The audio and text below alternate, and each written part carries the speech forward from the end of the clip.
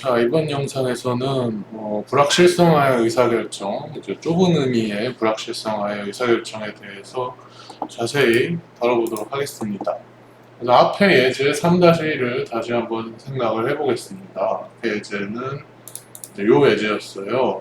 KG그룹이 지금 지을 공장의 규모를 뭘로 해야지 제일 좋을까? 근데 이제 미래의 상태들은 제품의 수요인데 그게 상중하로 실현될 수 있는 그런 가능성이 있을 때. 근데 이제 KG그룹이 지금 의사결정을 빨리 해야 되는 상황입니다. 2, 3일 이내에 빨리 공장을 지을지를 결정하지 않으면은 아예 지금 약간 의사결정 기회 자체를 날려버릴 수밖에 없는 그런 상황인 거예요.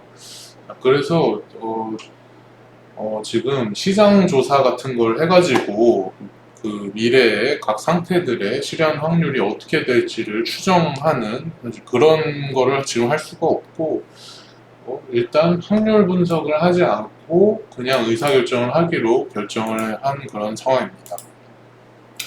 자, 그런 상황에서 최대한 합리적으로 의사결정을 내리기 위한 이제 몇 가지 접근 방법이 있는데 그런 것들을 하나씩 소개를 해보겠습니다. 자, 가장 먼저 생각할 수 있는 방법은 여러 대안들 중에서 어떤 다른 것보다 열등한 그런 대안이 있으면은 이제 제거를 하는 거죠. 그러니까 우리 다기준 의사결정에서 소개한 개념으로 봤을 때 이제 그런 열등한 해 이런 것들이 있잖아요. 그래서 그런 것들을 일단 제거하는 거죠. 딱 봐도 얘는 그냥 다른 애보다 열등한 녀석이야. 그런 애는 일단 제끼고 보자. 자, 그래서 만약에 이제 모든 상태에서 한 대안의 성과가 다른 대안의 성과보다 작다면, 그러니까 모든 상태에서 한 대안에 예를 들어서 대안 하나에 대해서 이런 상태가 있는데 모든 대안에서의 성과, 이 두 개의 대안을 봤을 때 모든 대안에서의 성과가 어느 한 대안이 다른 대안보다 다 크다. 그러면은 그때 이제 그 다른 대안보다 이제 작은 대안, 그거는 되게 열등하다고 볼 수 있다는 거죠. 자, 여기 예를 들어서 성과표에서 A 대안, 지금 요거를 보면은,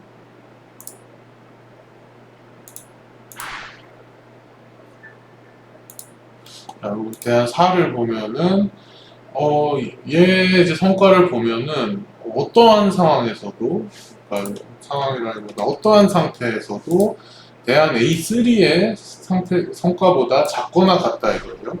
그러니까 이 대안 A3랑 A4의 그 각 상태에서의 성과를 비교를 해보면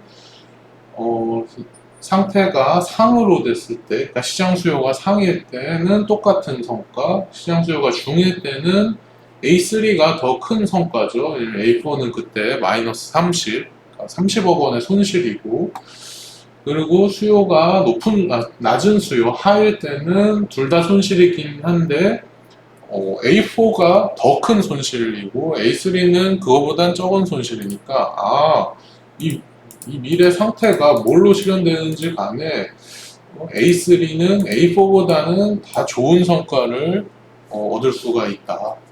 그러니까 A4는 A3에 비해 열등한 놈이고, 반대로 말하면 A3는 A4에 비해 우월한 놈이다.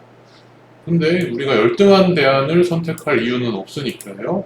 그러니까 A4는 이제 고려의 대상에서 제거를 해도 된다 이거죠. 이거는 이제 고려 안 해도 된다.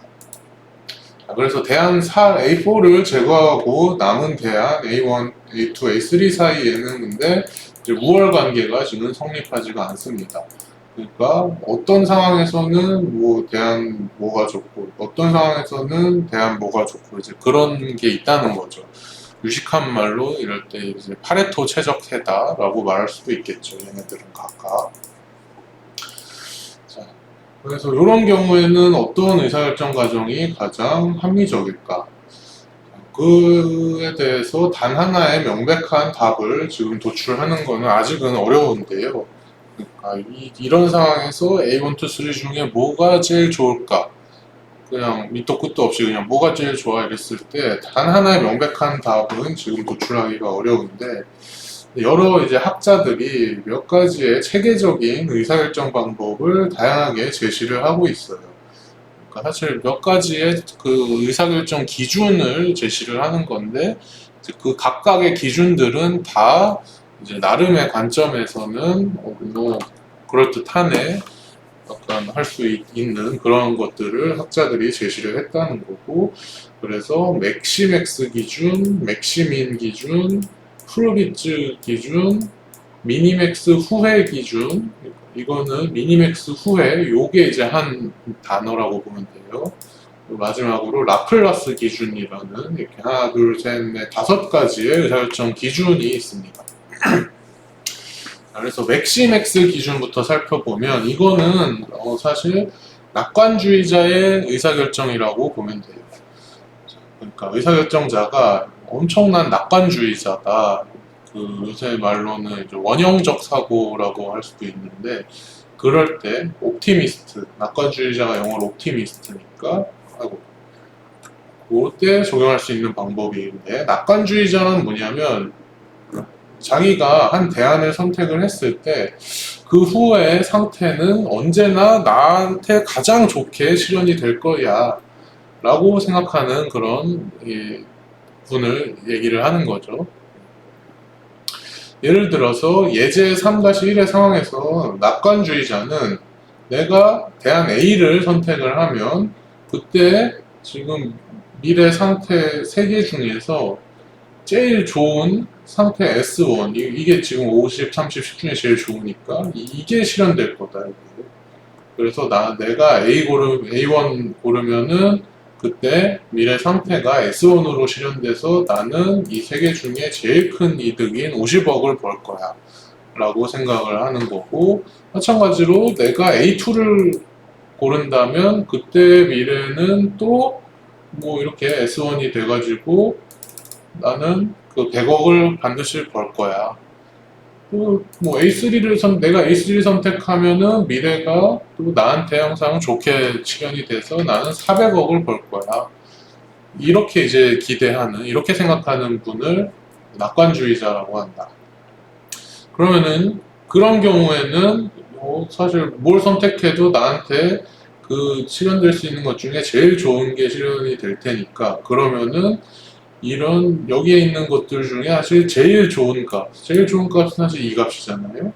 그때 그래서 대안 A3를 선택했을 때 기대되는 성과가 제일 크니까, 그래서 이런 원형적 사고를 하시는 낙관주의자분께서는 대안 A3를 자기한테 최고의 의사결정으로 선택을 한다는 거죠. 자, 그래서 이제 맥시맥스 기준이라고 하는데, 맥시맥스라는 용어는 사실 뭐냐면은 맥시미제이션 오브 맥시멈 페이오프라는 거죠. 그러니까 각 대안별로 맥시멈 페이오프, 그러니까 제일 좋은 페이오프 성과, 이 A1은 50이고 A2는 100이고 A3는 400이고, 얘네들이 이제 각 대안별로 맥시멈 페이오프인데, 그런 맥시멈 페이오프들 중에서 제일 맥시멈, 그러니까 맥시멈 페이오프를 최대화, 맥시마이즈 하는 의사결정을 한다라는 측면에서 맥시맥스라고 이름이 붙었습니다. 자, 그러면 한번 이렇게 생각해 볼 수 있는데, 요렇게 원형적 사고로 의사결정하는 게 과연 합리적일 수 있라고, 누구에게는 합리적이라고 말할 수 있을까? 만약에 의사결정자가 극단적인 낙관주의자라면, 장원영 씨라면 그분의 주관적으로는 합리적인 의사결정이라고 할 수도 있다. 하지만 대부분의 사람들은 다 이렇게 원형적 사고를 하는 건 아니기 때문에, 그런 이제 의사결정 과정은 대부분의 사람들한테는 사실 합리적이라고 말할 수는 없다. 모든 사람들한테 합리적인 방법은 아니다라는 얘기입니다. 자, 그러면은 이제 두 번째 기준은 맥시민 기준이에요. 맥시민 기준. 아까 이제 맥시맥스에서 뒤에 거 이 맥스만 민으로 바뀐 거고, 이거는 어떻게 보면 되냐면 이제 비관주의자의 의사결정이에요. 자, 그래서 이 방법은 의사결정자가 비관주의자 패시미스트라고 그러죠. 비관주의자일 때 적용 가능한 방법인데, 비관주의자라는 건 뭐냐면 내가 한 대안을 선택했을 때 그 이후에 이제 실현되는 그런 미래의 상태가 항상 나한테 가장 나쁘게 실현될 거라고 생각하는 그런 좀 이제 비관적인 캐릭터를 말합니다. 예를 들어서 뭐 내가 주식을 사기만 하면은 주식값이 항상 떨어지더라. 뭐 그런 거죠. 내가 국가대표 경기를 보면은 항상 지더라. 이런 느낌. 그래서 비관주의자는 자기가 대안 A1을 택하면 그때의 가장 나쁜 상태인 이거죠. 50, 30, 10 중에 제일 작은 거 12에 해당되는 이 S3, 그러니까 낮은 수요가 실현이 될 걸로 생각을 하고, 그래서 내가 대안 A1 고르면 나는 지금 10억 원 벌 거야 라고 딱 그렇게 생각을 하는 거죠. 그냥 마찬가지로 A2를 고르면은 나는 30억 원을 잃을 거야. 내가 A3를 고르면은 상황이 나한테 최악으로 전개가 돼서 나는 200억 원의 손해를 입을 거야. 그렇게 이제 생각하는 분인 거죠. 자, 그러니까 이 경우에는 요 세 개를 이제 비교를 해가지고 이 중에서 그래도 합리적으로 생각하는 사람이라면 이 중에서 제일 나한테 그나마 이득인 거에 해당되는 대안을 골라야 되니까, 그래서 비관주의자의 의사결정은 각 대안별로 제일 나쁜 것 중에서 제일 좋은 거, 요거 고른다는 거죠. A1. 자, 그래서 맥시민이라는 거는 맥시미제이션 오브 미니멈 페이오프예요. 아까 여기 맥시맥스에서는 맥시멈 페이오프를 맥시마이즈 하는 거였는데, 맥시미는 미니멈 페이오프, 그러니까 각 대안별로 최소의 성과를 최대화하는 그런 의사결정이다. 맥시민 기준입니다. 그래서 이런 의사결정 과정도 사실 누구한테나 적용 가능한 객관적인 최종의 의사결정은 아니다. 근데 만약에 의사결정자가 극단적인 비관주의자라면은 그 사람은 진짜로 그렇게 생각을 하고 있는 사람이니까 그때 그 사람한테 주관적으로는 합리적이라고 할 수는 있죠. 예를 들어서 수십억 원의 손실을 좀 감당하기 어려운 형편인 그런 소규모 자본을 가진 그런 회사가 있잖아요. 조그만 회사. 그런 경우에는 좀 안전지향적인 의사결정을 하는 경우가 있고, 그럴 때는 이런 비관적인 의사결정 과정이 사실 실제로 현실에서도 많이 발생을 한다 이겁니다. 그리고 또 국가 군사 안보에 관련된 의사결정, 그러니까 되게 이제 중요하고, 만약에 이제 미래 상태가 최악으로 실현됐을 때 그런 를 더 이제 크게 고려해야 되는 이제 그런 의사결정에서는 원칙적으로 이렇게 좀 비관주의자의 의사결정, 그러니까 최악의 상황을 가장 좋게 하는 그런 맥시민 기준의 의사결정을 원칙적으로 해야 하는 경우가 많습니다. 근데 사실 대부분의 사람들은 그렇게까지 극단적인 비관주의자는 아니다. 맥시민 기준에서는 사실 손실의 최대치를 줄이는 것만 생각을 하고, 그러니까 손실의 최대치, 그러니까 최악의 상황을 가장 좋게 만드는 이제 최악의 상황만 이제 초점을 맞추고, 근데 최고의 상황은 사실 전혀 고려를 하지 않는 거니까요. 사실 항상 이렇게 되려는 법은 없고 이렇게 될 수도 있는 건데 지금 이것만 고려하니까. 자, 그래서 웬만한 손실은 감내할 수 있는 되게 큰 회사, 큰 규모의 자본을 가지고 있는 회사의 경우에는 이렇게 맥시민 기준으로 비관적인 의사결정을 하는 거는 어떤 회사의 미래 성장을 좀 방해할 수 있는 그런 방향의 의사결정이 될 수가 있겠다. 세 번째 의사결정 기준은 이렇게 후르비츠 기준이라고 하는 건데, 프로비츠 기준은 사실 앞에서 얘기한 두 가지, 이제 맥시맥스랑 맥시민 기준의 가중 합이라고 볼 수가 있습니다. 프로비츠라는 말은 요 단어를 이제 한국말로 읽은 건데, 영어로는 뭐 헐위츠 이런 식으로 읽는 걸로 제가 알고 있습니다. 그래서 어쨌든 프로비츠 기준은 이거는 이제 낙관적 성과랑 비관적 성과에 적당한 가중치 알파와 1 빼기 알파를 적용을 해서, 낙관적 성과에 알파, 비관적 성과에 1 빼기 알파 이렇게 적용을 해서, 근데 이제 알파라는 거는 0에서 1 사이의 값이고요. 그렇게 해서 가중평균을 한 성과값을 구하고, 그리고 그 가중평균한 성과값을 가지고 의사결정의 기준으로 삼는 거예요. 자, 그래서 이때 이제 기대성과라는 말을 쓰는데, 이 기대성과 값은 알파 곱하기 낙관값 플러스 1 빼기 알파 곱하기 비관 값입니다. 어디 보자. 자,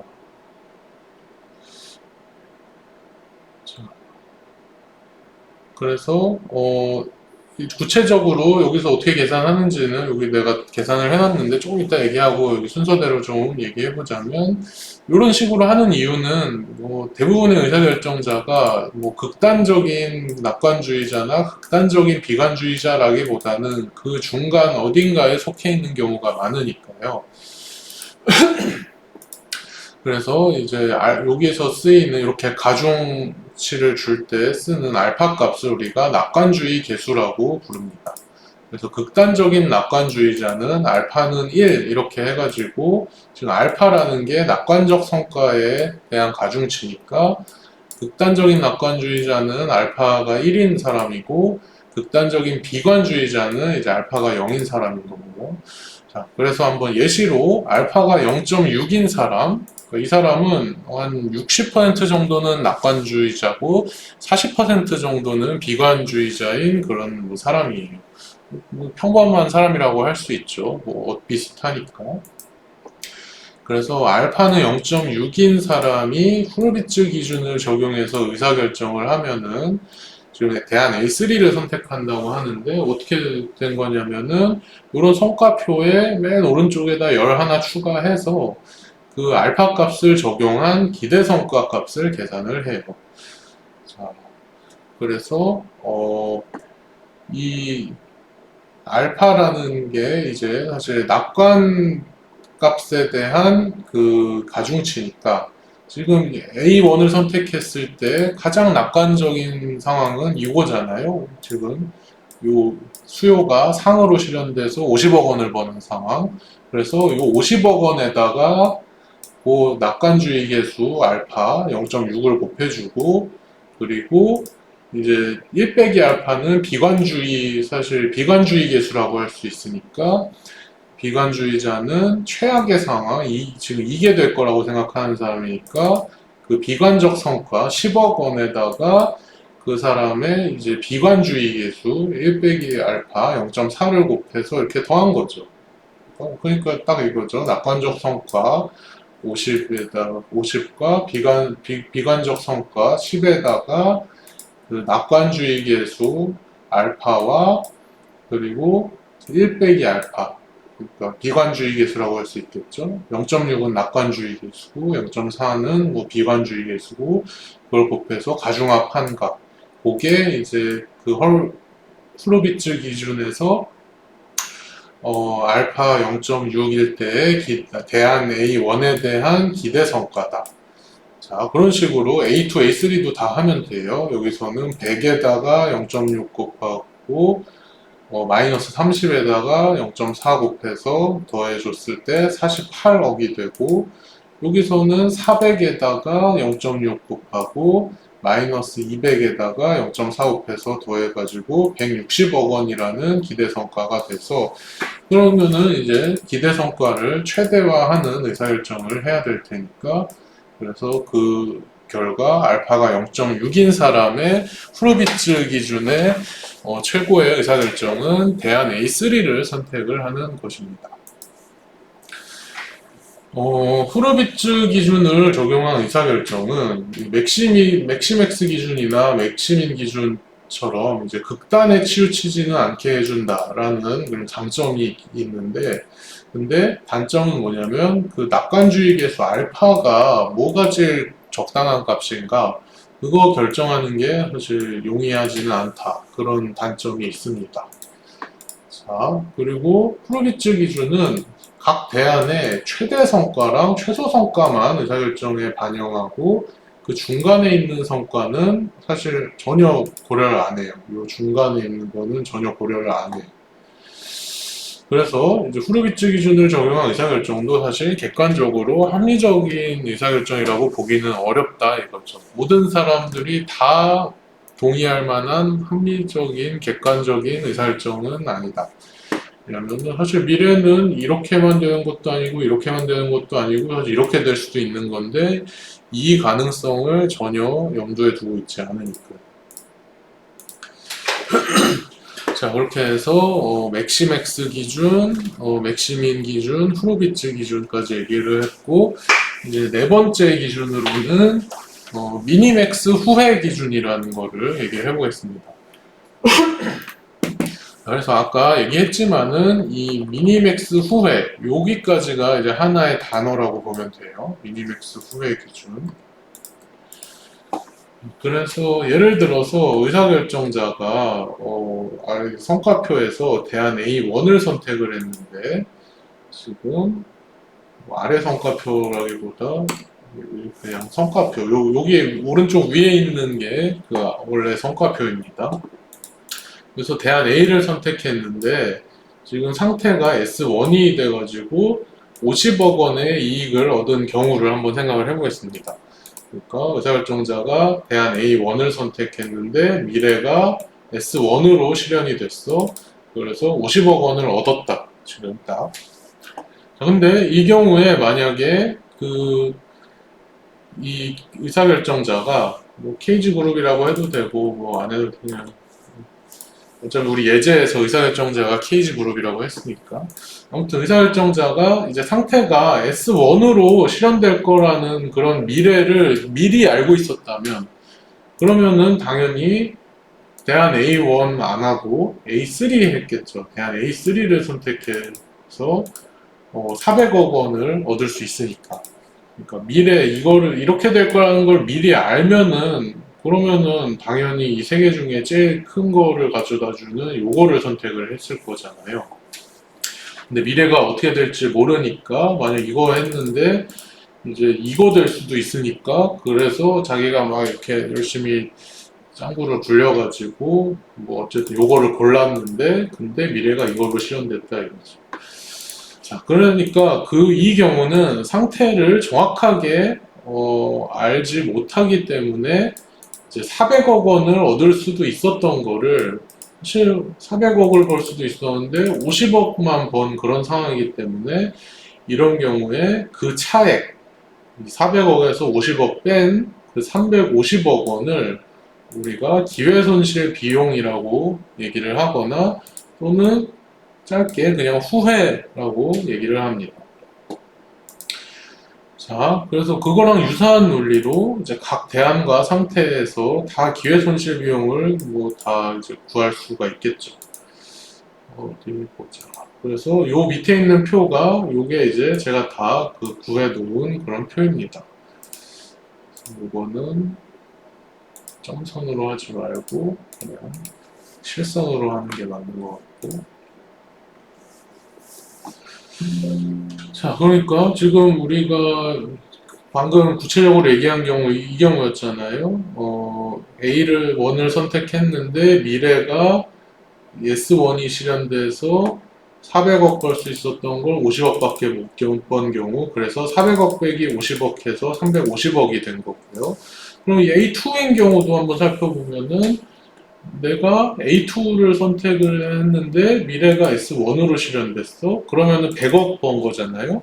근데 내가 S1이 될 걸 알고 있었다면은 마찬가지로 A3를 골라서 400억을 벌었을 테니까, 그때의 이제 후회는 400 빼기 100 해서 300억 이런 식으로. 그리고 A3 같은 경우에는 뭐 내가 A3 골랐는데 미래가 S1으로 실현되면은 나는 그냥 내가 나한테 최고의 상황이 벌어진 거고 400억을 그래서 번 거고 그때는 내가 뭐 딴 거를 한다고 해서 더 벌 수가 있는 게 아니니까 그래서 그때는 이제 후회가 전혀 없는 거죠. 요 400 빼기 400 그래서 후회가 전혀 없다. 그러니까 이렇게 다 어떻게 계산하냐면은 요 열에서 가장 큰 값, 가장 큰 값에서 어 열에서 가장 큰 값에서 그 칸에 있는 값을 이제 빼주면 되는 거예요. 그래서 이 경우에는 그러니까 여기 칸에는 왜 30이 들어가냐면은 요 열에서 이제 가장 큰 값이 60이잖아요. 60.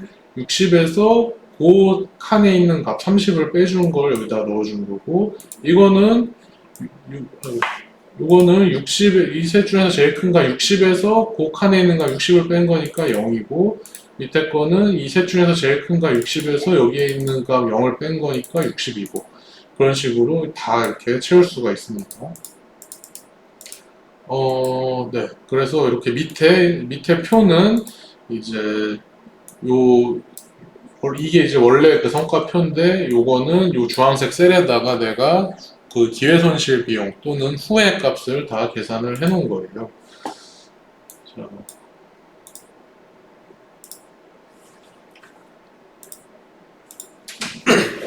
그래서 이제 미니맥스 후회 기준이라는 건 뭐냐면 각 대안마다 가장 큰 기회손실 비용을 비교를 해가지고 그 값이 가장 작은 대안을 선택하는 이제 그런 의사결정 기준이에요.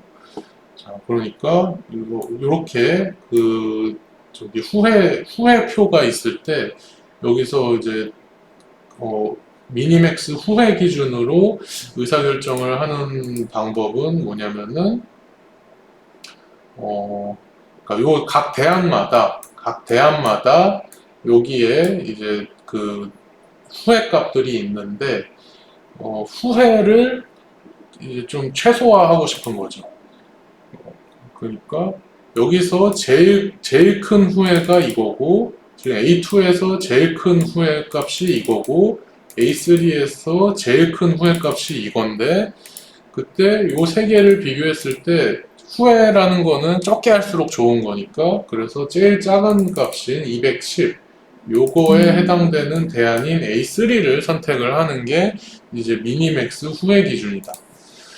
자, 그래서 왜 미니맥스 후회 기준이냐면은 사실 이게 약간 미니맥스 후회라 그러니까 약간 어감이 조금 헷갈릴 수 있는데 사실 이런 거죠. 미니미제이션 오브 맥시멈 리그리시니까 그래서 미니맥스 후회인데 사실 그러니까 미니 맥스 후회 이런 식으로 부르는 게 조금 더 이제 어감이 와 닿을 수도 있을 것 같습니다. 그렇지만 보통 미니맥스 후에 이런 식으로 그냥 말하니까 또 이렇게 내버려 두겠습니다. 어쨌든 후회 값의 최대치를 최소화하는 그런 의사결정이라서 미니맥스 후회 기준이다. 또는 뭐 세비지의 기준이라고도 한다. 미니맥스 후회 기준에 따르면 후회를 많이 하게 될 수 있는 대안의 선택을 가급적 피하게 됩니다.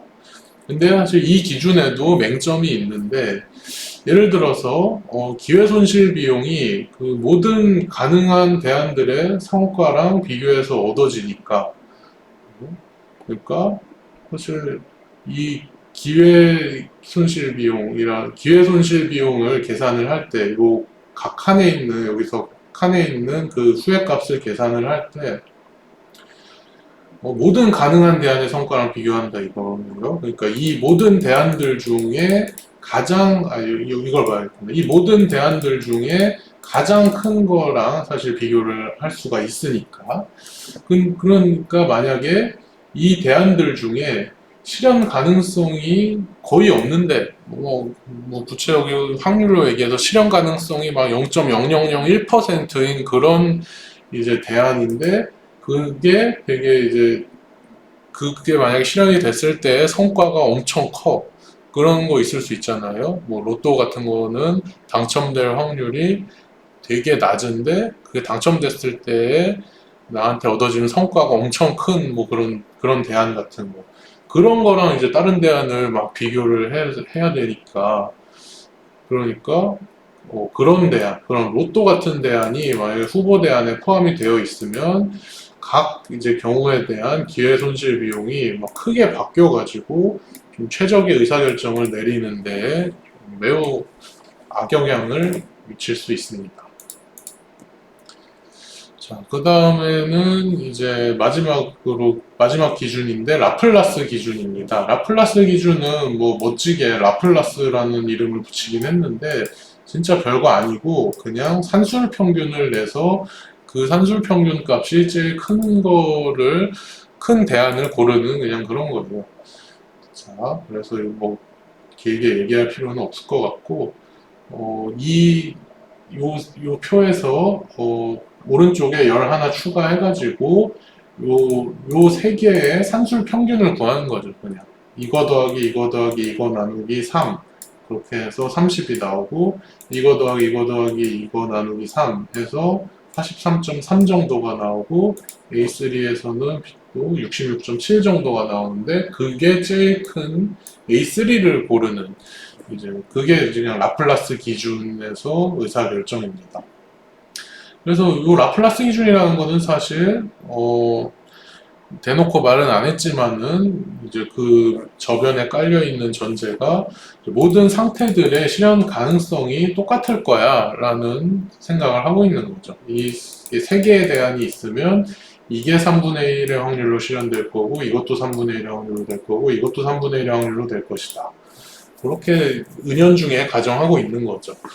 근데 이런 가정은 뭐 아주 그냥 뚱딴지 같다거나 아주 그냥 뭐 너무 무지성이네 그렇게 사실 무지성으로 치부할 것까지는 아니고 이것도 이제 무차별 원리라는 또 유식한 말에 따라서 타당할 수도 있습니다. 무슨 말이냐면 어떤 상황이 다른 상황들에 비해 이제 실현될 가능성이 높다고 믿을 만한 아무런 근거와 정보가 없을 때는 그냥 모든 각 상황들의 실현될 가능성이 다 똑같다라고밖에 이제 말할 수 없다라는 거죠. 아무런 정보가 없을 때 뭐 두 가지 대안이 있으면 각각에 대한 두 가지 상태가 있으면 각각이 실현될 확률은 그냥 반반이다 이런 거. 그래서 이제 확률이라는 거의 개념을 좀 정확히 잘 모르는 분들이 이제 많이 또 하는 말인 거죠.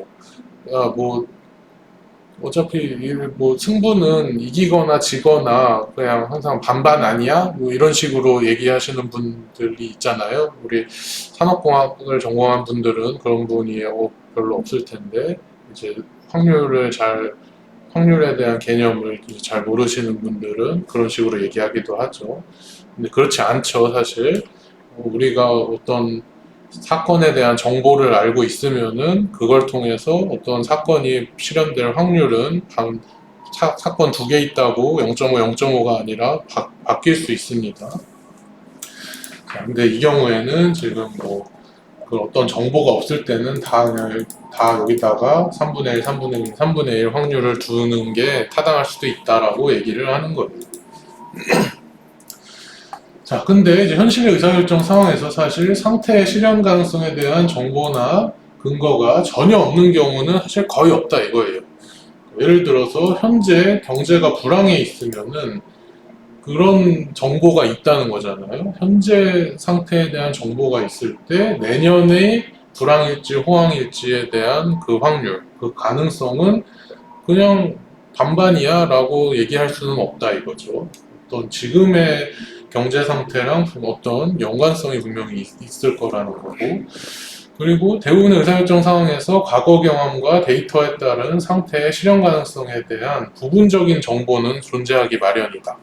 그러니까 대부분의 의사결정 상황이 내가 갑자기 하늘에서 솟아나서 바로 이것만 딱 하는 게 아니라 과거에 뭔가 이거 관련된 것들을 많이 해온 경험이나 데이터가 있을 것이기 때문에 그건 걸 완전히 무시한 라플라스 기준의 의사결정은 사실 대부분의 경우에 받아들여지기 어려운 경우가 많다. 자, 그래서 한 5가지의 이제 그 불확실성화의 의사결정에서 사용될 수 있는 기준들을 하나하나 좀 소개를 해봤습니다. 자, 그래서 앞에서 소개한 그런 방법들, 그런 기준들을 사용하는 방법은 다 나름대로의 논리랑 유용성은 있는데 다 하나 이상의 맹점이 있다. 그런 맹점을 좀 보완하기 위해 한 가지 접근 방법은 주관적 확률을 도입을 하는 거예요. 그러니까 이제 객관적 확률이 아니라 주관적인 확률이라는 거죠. 왜냐하면 어차피 지금 이 상황은 객관적인 확률은 모르는 그런 상황이니까. 그래서 일반적으로 그런 의사결정 분석에 도입할 수 있는 확률의 종류를 객관적 확률이랑 주관적 확률로 분류를 하는데, 객관적 확률은 우리가 많이 알고 있는 그런 확률 개념으로 이 충분한 양의 통계적 데이터 분석을 통해서 산출이 되었거나 아니면 어떤 무작위 사건에 본질적으로 내재된 그런 확률값을 얘기를 하는 거예요. 그러니까 어떤 확률에 대한 사건의 확률에 대한 참값을 얘기하는 거. 동전을 던졌을 때 그 동전이 멀쩡한 공정한 동전이라면 각 면이 나올 확률이 0.5라든지 아니면 주사위를 던졌을 때 그 주사위가 어디 막 찌그러진 주사위가 아니라 멀쩡하고 공정한 주사위라면은 한 면이 나올 확률은 6분의 1이고 이런 것들 이제 정확한 확률 값들 그게 이제 객관적 확률이고, 그래서 어떤 사건의 실현 가능성에 대해서 객관적인 확률을 구할 수 있으면 그거에 근거해서 당연히 의사결정하는 게 제일 바람직한데, 근데 지금 우리가 하고 있는 불확실성화의 의사결정에서는 그런 상황이 아니다. 객관적 확률 값을 모르는 상황. 그래서 이런 경우에는 그렇다고 해서 확률을 도입한 분석을 포기하는 것보다는 의사결정자의 개인적인 경험에 기반을 해서 그 사건이 발생하리라고 믿는 정도를 나타내는 그런 주관적인 확률이라도 도입을 하는 게 더 좋을 수 있다. 이 경우에는 객관적으로 최적의 그러니까 이렇게 해서 의사결정을 딱 내렸을 때 그게 객관적으로 최적의 의사결정이다라는 거는 보장을 못해도 최소한 어떤 의사결정에 대해서 그 주관적인 예관성은 보장은 될 수 있다 이거죠.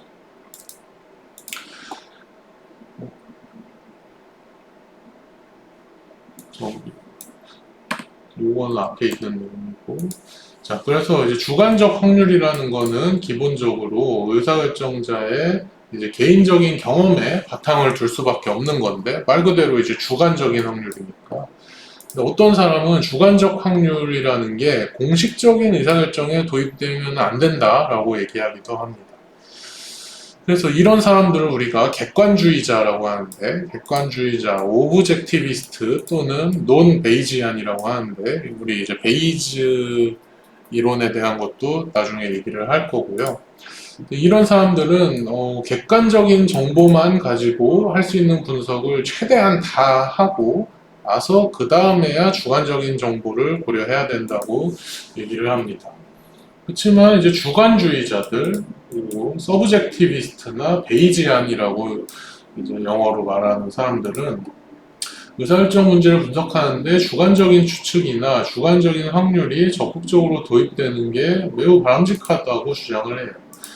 왜냐하면 실제로 어떤 기업의 경영진들이나 국가 정책을 결정하는 지도자들이 다 이제 객관적인 확률에 기반해서만 그 의사결정을 내리는 거는 아니고 각자의 경험이나 직관에 의해서 의사결정을 많이 하고 있으니까 그런 주관적인 요소들을 주관적 확률로 계량화해가지고 그래서 체계적인 분석에 도입을 하면은 더 바람직한 결과를 가져올 수 있다라는 게 이제 주관주의자들의 주장입니다.